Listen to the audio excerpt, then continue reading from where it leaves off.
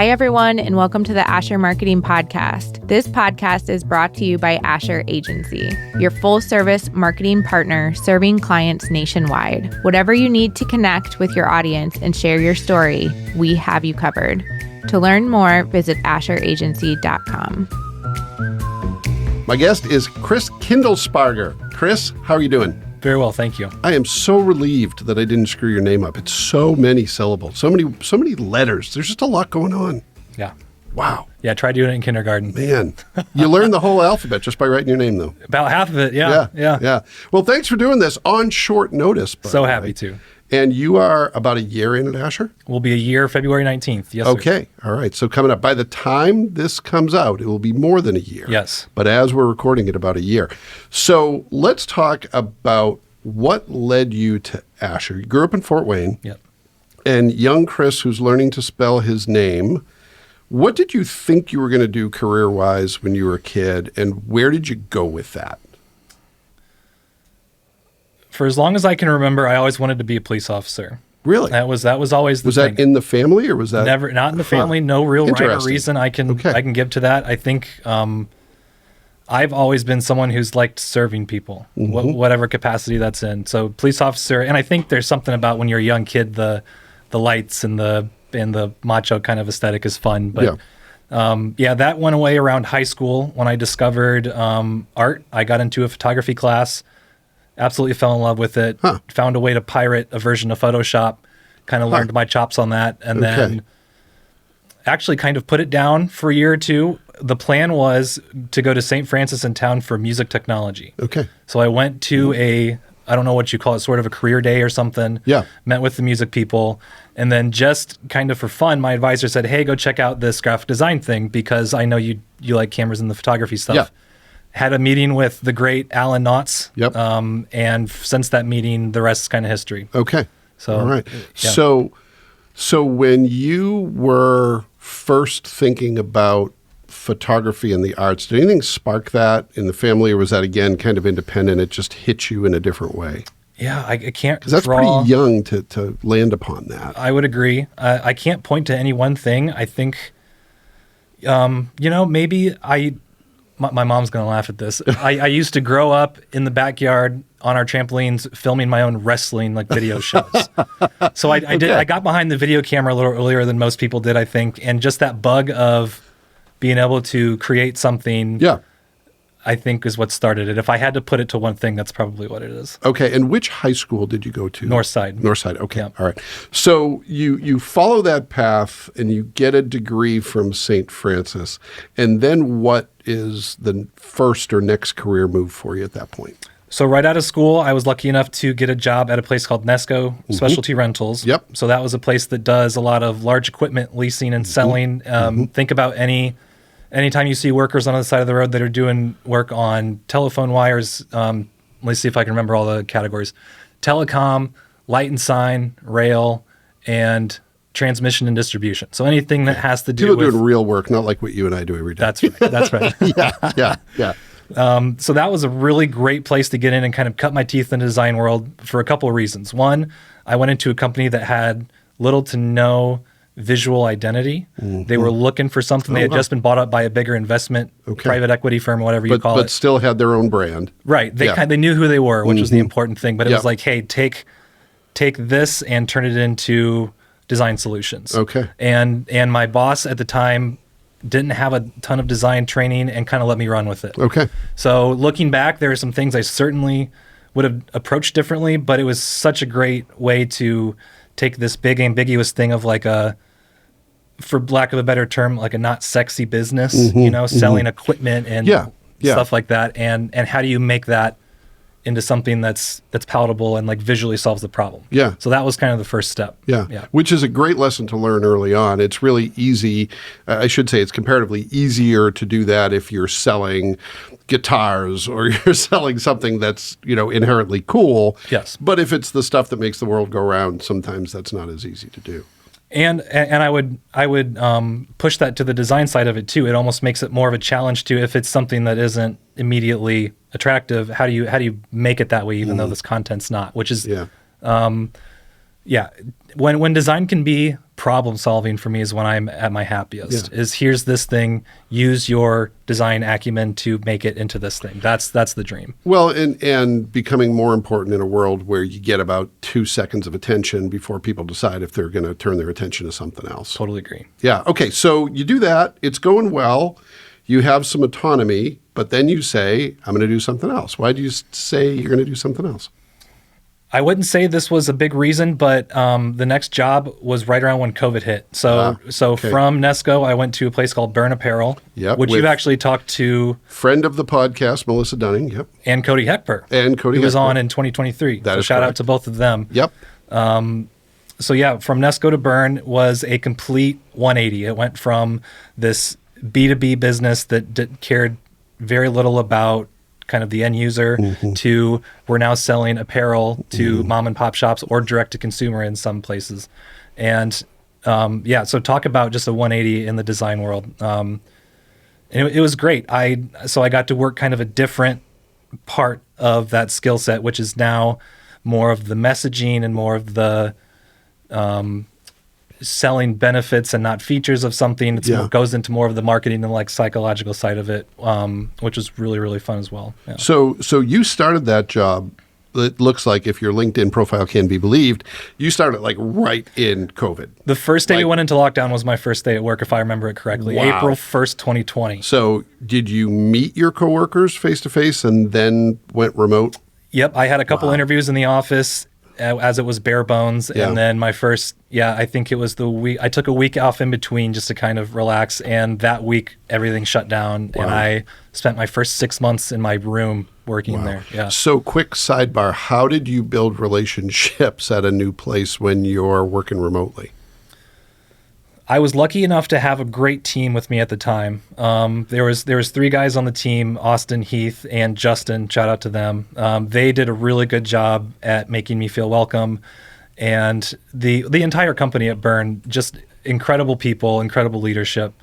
And one big thing that helped was the virtual beer 30s. Okay. So that didn't go by the wayside when COVID hit. You'd just plop down the case next to the shoe and crack, and things start to flow a little easier. Yeah. So. Well, and you're not shy. I think it's fair to say. Yeah, I'd say so. You're outgoing, so that helps for sure. Certainly. So you're at Burn. You go from graphic designer to art director, and then you decide to come to Asher. What was it? Was it an opportunity that came your way? Were you looking for something different? Was Asher looking at you? Was it mutual? How did that work out that you ended up here? I can't speak to what you guys were looking at. If it was an important decision, I wasn't involved.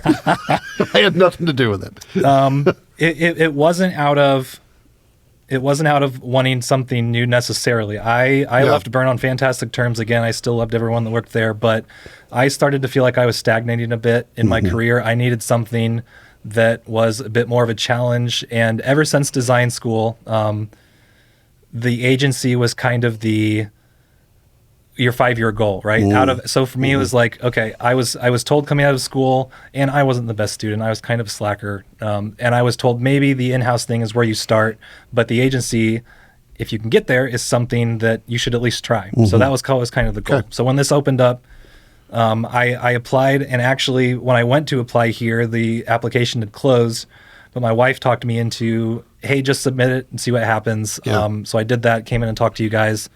I was lucky enough to get the position, but it came more out of like let's see what I can do. Let's see if I can offer anything to this well-established place that even from college and design school, it has such a name in Fort Wayne. It was really cool just to be able to come in here and meet you guys, much less to get the position. So. Well, and it's to your credit and to her credit as well. I'm always, because Fort Wayne is such a small town, I always kind of clench my teeth when we hire an employee from an organization we're friendly with, and that was certainly the case with Burn. But to your credit and to Melissa's, she reached out and said, hey, Chris is going to be taking a job with Asher, and we wish him the best. He's going to be great to work with. So to her credit that she reached out and did that. She could have been like, why you Asher people stealing my good employee, but she didn't. Yeah. So that speaks well to both parties. Melissa's great. And she spoke very highly of you as well. Well, That happens 1 in a million times. So you also had some coworkers who had experience with St. Francis, which probably helped, similar background. So that was a known quantity. So when you talk to, you're not new at Asher, but still relatively new, that when you talk to people, you kind of have an objective perspective of Asher. So when people ask you, what's this Asher agency place that you work at? How do you describe Asher? Oh, man. It's a lot. I won't lie. It is a lot. It's a lot.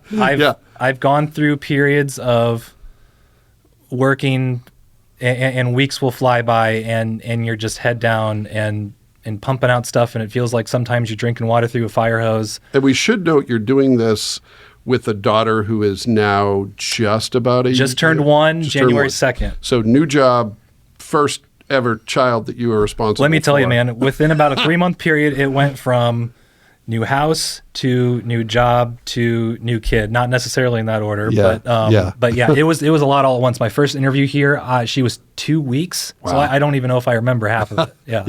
Yeah. Sorry, what was the question? So how do you describe Asher? It's a lot. The pace is fast. There are times when you're so heads down in your work that you don't get a minute to look up. Yes, thank you. Yeah. It's just really fast problem solving. It's nothing. I wouldn't say it's anything different than I've done, but it was quicker and more of it, and being held to a higher standard of quality in some senses. Yeah. So it was just that next natural step of, okay, you kind of got into Nesco, cut your teeth, and just got a lay of the kind of land outside of school. Vern was, let's take that, have a little bit more fun with it, maybe be a little bit more adventurous and see where we can push things and start to maybe find some of your niches. And then Asher was like, okay, take everything you've learned, throw it in a blender and see if you can keep up. Yeah. And that's to no detriment of Asher. I've been very well supported here.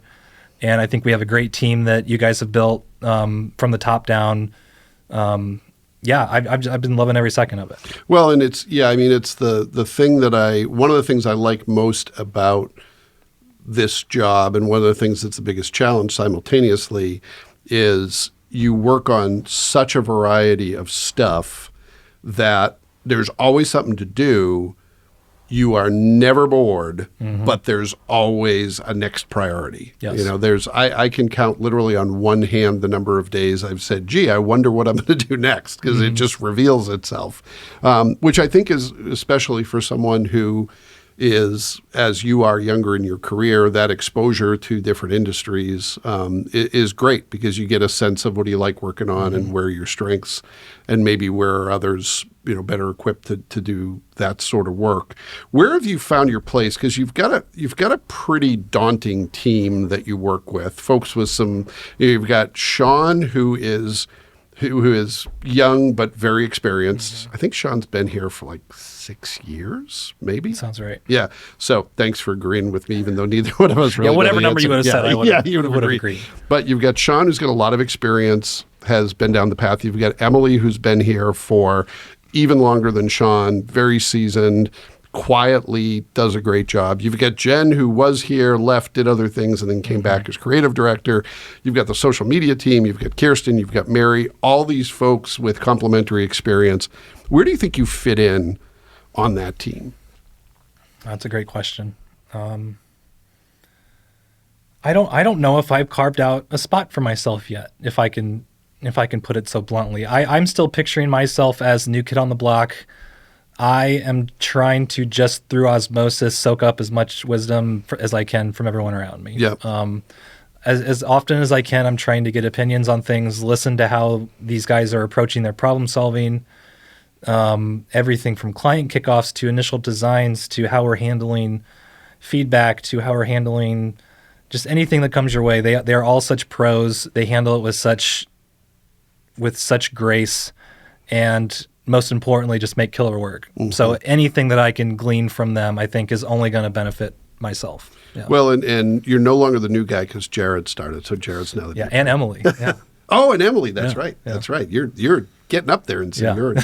Well, yeah, and sometimes you all are the victim of us on the account side who want to make clients happy, which sometimes means ludicrous speed, if I can quote Spaceballs out of nowhere. We have to do work very fast. We have to do it at a high quality level. Sometimes we have to make changes when we think what we've sent is just fine. How do you, as someone who has pride in your work, how do you deal with that type of feedback? And maybe more to the point, for people who are just starting their design careers, what would you advise them in terms of taking feedback, still standing up for your work, but also doing what needs to be done? We're taking a quick break from our episode to talk about something that can elevate your brand to new heights: digital marketing. With a team of creative minds and strategic thinkers, Asher specializes in everything from eye-catching ad campaigns to social media management and website design. Visit AsherAgency.com for more info. The process of the critique, I think, is one of the most important things you can learn if you're a young designer. I'll quote Alan again, a very famous saying that I think everyone that I've met that has studied under him can recite is, you can't be afraid to kill your babies. It all has to be in service of delivering the best end product for a client. And you can't get personally tied up in these things, whether it's the work itself, whether it's the process that you take to get to that end result.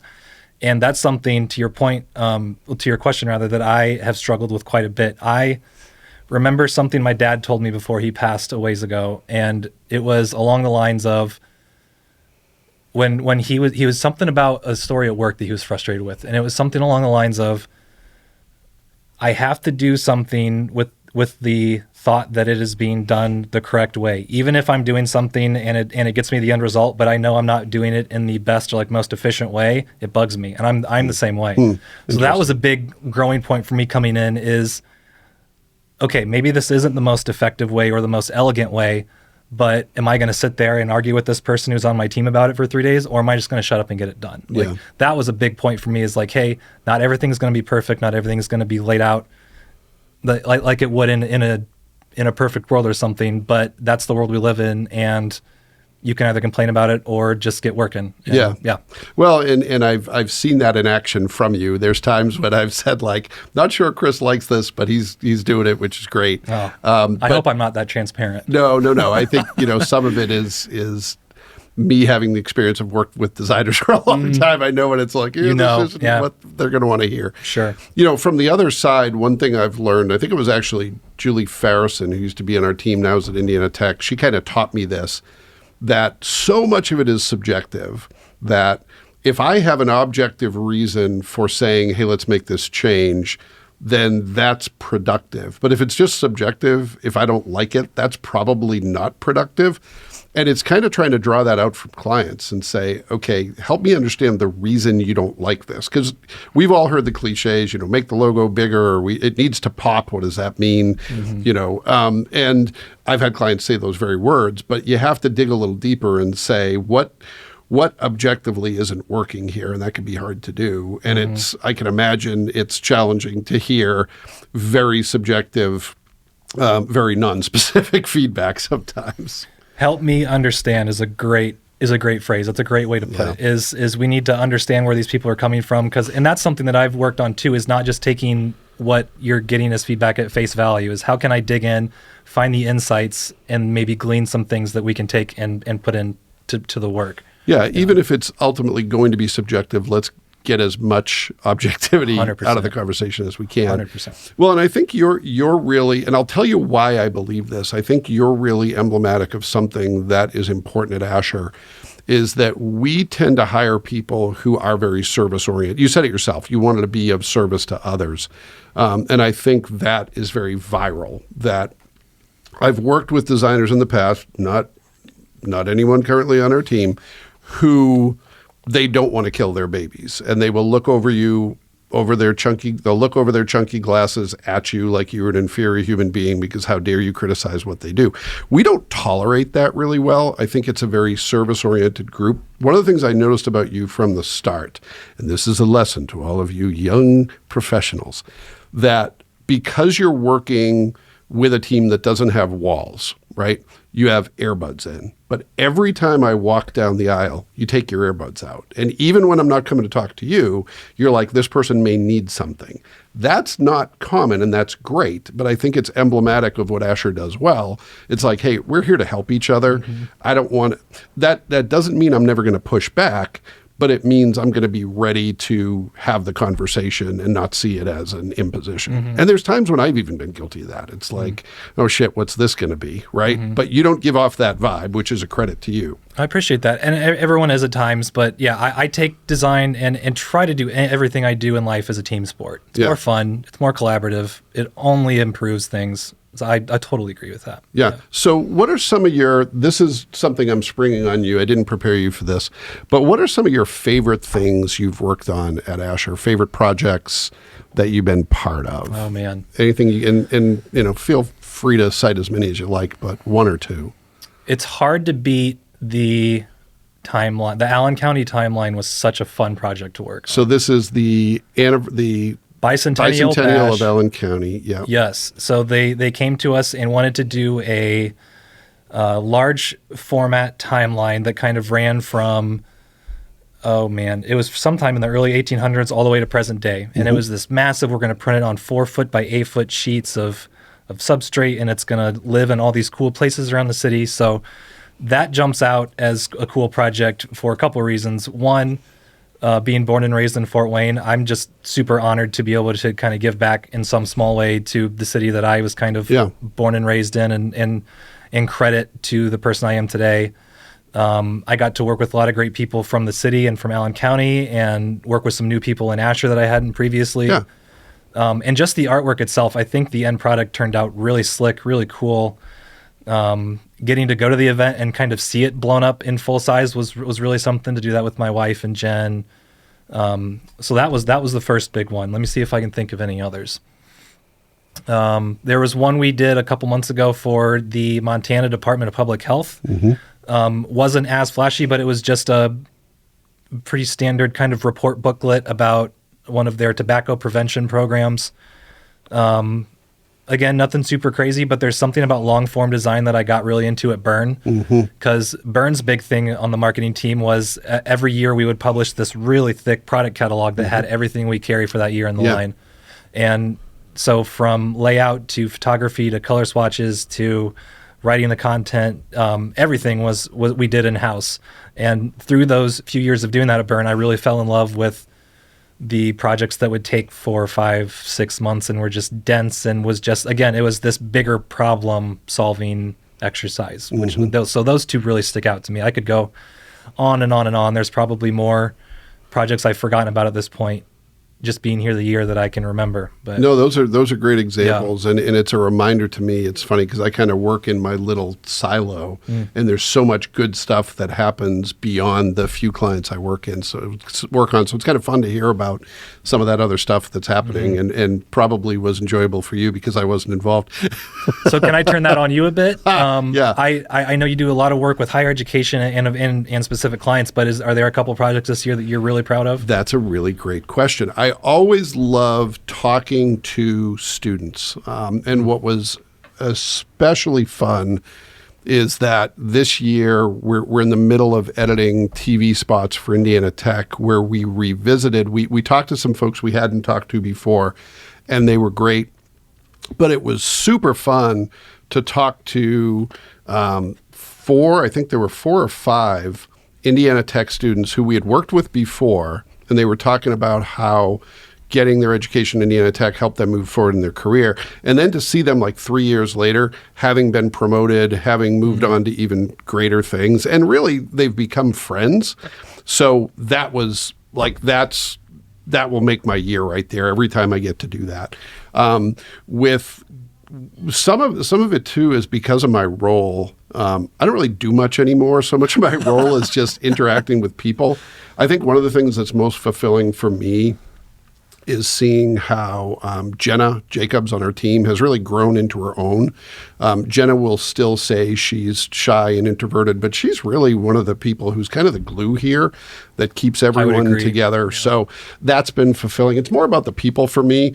and then, really working with y'all who are great at what you do and staying out of the way as much as possible so that work can be good. But look at you giving me a question. That was great. I try. Yeah. So I'm going to throw you another difficult question that you're not prepared for. Okay.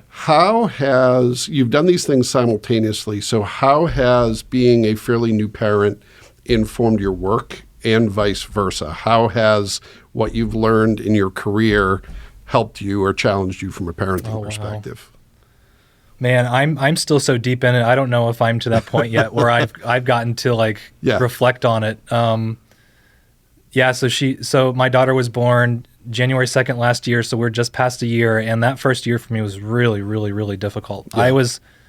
My wife will tell you, I'm someone who is so at the whimsy of I don't want to call it ADHD because I don't think it's that, but I'm just always have to be doing something. My mind is always switching gears and things. And when Adrian came along, slowing down was the challenge. I can't go jump up off the couch and go spend 6 hours in the shop or my garage or whatever just because I had some idea come up, or I can't go play a 7-hour Dungeons and Dragons session just because I felt like it that day. It's like I have to slow down, and for the first time in my life, I'm like existing for something that's outside of myself, which is really can be unsettling. Yeah. And it was for me. And I'm, even though all that has happened, we're starting to come to that point now where she's kind of coming into her own. She's being a little bit more independent, and I'm instantly starting to miss it. So it's just, it's so funny how the mind works, and it's so hard to appreciate those things while you're in it, but can't appreciate it while you're in those. Anyways, I'm rambling.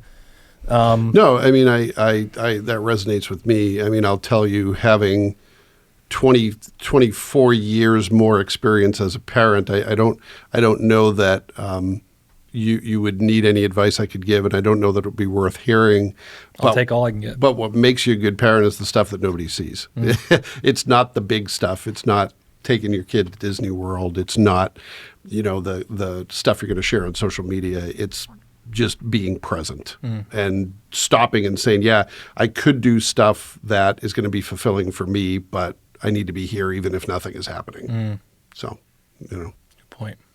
Let me see if I can pull one insight from it, though. I have to be able to connect something from it to work.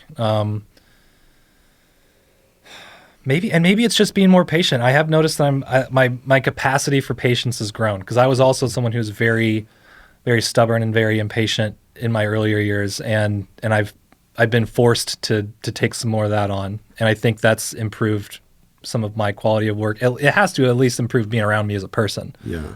So we can at least go with that. Yeah. Well, and as your daughter gets older, I can also say from experience, your patience muscle will get stronger. I'm sure. Yeah. Right. Out of necessity, if nothing else. Well, I'll do it happily. She's great. Yeah. Well, great. All right. Well, let's pivot to some quick hit final questions. What would you say is your best career advice? You've changed jobs, you've done things that you had to bring your creativity to the table, others where you've been challenged with, the pace of the work. What's the one thing you've learned that you think is most important in all that? It's cliche, but it's true. I am lucky enough to do what I love doing. Yeah. I remember thinking about going into the art field and talking to both my parents about it. And they were lucky enough to support me, whatever I decided. But they did mention, they're like, hey, art is not famously the most stable doesn't always work out career path. You're not gonna retire at 40, you know? It's but they stressed you should do something that fulfills you, brings you joy, and that you like to do. And I can honestly say that I'm doing that now. So everyone out there who's thinking about a career in design, I know it's a weird time right now with AI and with the speed that things are moving, but I don't think designers are on their way out or in danger of that anytime soon. So if it's what you do, stick with it. I mean, for me, it got to a point where I couldn't do anything else beside it. And life happens. I'll always adapt and change no matter what happens, but it just, you just have that sense deep down of it's what you want to do. It's what makes you happy, brings you joy. You can better the people around you, serve your community. If all those things line up, why not, right? All right, great. So next question, what is a myth or misconception about your work that you think needs to be debunked. That could be your work as a designer. It could be about Asher. It could be about, being a parent of working parent of a young child. What's something that needs to be debunked? I wasn't sure what I was going to say when you first brought this up, but I think we hit on it as we talked here, and it's that idea of a graphic designer is not someone who is an artist per se. I would liken graphic designers more to engineers than artists. We're problem solvers. So whenever we're doing anything on a layout, on a printed page, on a digital ad, it is not us sitting down and saying, how do I feel today? How do I want this to look? I'm in making stuff for us. We are at our best, we're taking and we are visually problem solving. Again, I sound like a broken record, but I think it's such a good way to describe it. We're sitting down with these stakeholders or these clients and saying, we're trying to understand them, understand their needs, glean insights from that, and then take that and turn it into visual deliverables. And it's such a weird, subjective, kind of mystical thing. There's no binary, black and white, right and wrong way to do it, but there's always ways to do it better. And I think, and from both sides. And that's one thing that's always fascinated me, and I think that keeps me coming back, is just that fact-finding, treasure hunting, problem-solving side of it. Yeah. No, I think that's great. I do think, just like writers, a good writer will know every word in the thesaurus, but have the good sense to only use the ones that people understand. It's kind of like a good designer will have a very fine-tuned artistic ability, but the desire to meet the audience where they are and solve the problem first, and then bring the art along. Because, if the art's packaged in a good story, then it comes along for the ride. If it's not, then people may never hear the story of it. Totally agree. Yeah. And that's why I think rationales are so important too, is I think us designers, especially while we're working together and kind of exist in our spaces, we can take for granted the way that we think sometimes. I remember Emily Harmeyer, one of our art directors here, told me that one of her presentations, she had written out this really detailed rationale and was presenting it internally to one of our account executives, and was going through and saying, okay, so I have this heading at this font in this type size with this much space here for this, and I'm doing this because of that. And every time the account person would ask, oh, well, what's this? She would have a concrete, objective answer for it. And I remember Emily being so happy that account person went, oh my gosh, I never thought that this much thought and intention went into these things. Yeah. And I think that is something that we can overlook a lot, is that other people don't understand the depth of the process in that. Well, it's like a lot of things. When it looks effortless, it's because a lot of effort went into making it look effortless, right? Very well put. Yeah. So, yeah. Okay, last question. So what is a tool that you use in your work that helps you get the job done? Something that makes it more efficient, something that makes it better, saves you time, brings, facets that you might not be able to bring on your own. It can be digital, it can be analog, doesn't matter. It's low tech, and this was another thing that Alan beat into me, was the pen and paper, the sketchbook, the thumbnails. I try, before I bring any design project to a keyboard and mouse in my design programs, I want to sit down with the pen and paper, write out, whether I print these out or just write in my sketchbook, 20 or 30 boxes and just play. I think at its most primal, design is a state of play. You have to be in a state of play if you want to design good things. And as soon as I get into a computer program, I'm more worried about, is this circle perfect? Is this square all same sides? Is this font 18 points? But when I'm sitting down with a piece of paper and a pen, I'm just going. I'm trying to go fast. I'm trying to play loose. I'm trying to keep kind of that energy alive. Yeah. And that's usually when my best things come out. And it's usually, and if Alan's listening to this, he's going to have a laugh about this, because I would hate. I mean, he would make us do 50 thumbnails, and you get to 45 and you're like, I got it back at 2, you know? Yeah. But then it's always that 49th and 50th one where you're like, damn it, that's the one. So let me ask a follow-up question if you don't mind. Yeah. So when you're working on something that's really long form, you said you like doing that long form stuff. where do you start? Like, let's say you're working on a catalog. Do you take, okay, here's one page of the catalog, one image. Is that where you begin and then work your way out from there? Or? It's a good question. I've approached it different ways. With stuff like the Burn catalog, that catalog was so modular by design that I really kind of started with designing those main components. So if you ever look at a product catalog, each page you open up, any page you open up to has whatever number of products. If it's 4 on a spread or 4 on a page or whatever, but all of those elements are, for most part, repeatable throughout the catalog. So designing that core part that's going to like be the meat and potatoes of it, and then building the periphery around that has been ways I've done it. But with stuff like the Montana brochure, that's maybe a little bit more story driven. That's when you work with more of like, okay, what's the audience? What are we trying to convey here? And just with a couple little inklings like that, you can start to distill different like design solutions from that. So, okay, this is a story that we want to tell about these people doing these things. Okay, so we want to treat the type this way. We want this to play with images, so there's kind of a face to this thing. Things start to kind of reveal themselves if you get that insight and get it solid. So it doesn't so much matter where you start, as long as you start. Get something down that you can build. You're full of good lines today. I love it. I'm start writing these down. Well, I'm going to quit while I'm ahead then, because I'm about ready to say something really stupid, I'm sure. Well, Chris, this was really fun. I appreciate you doing it.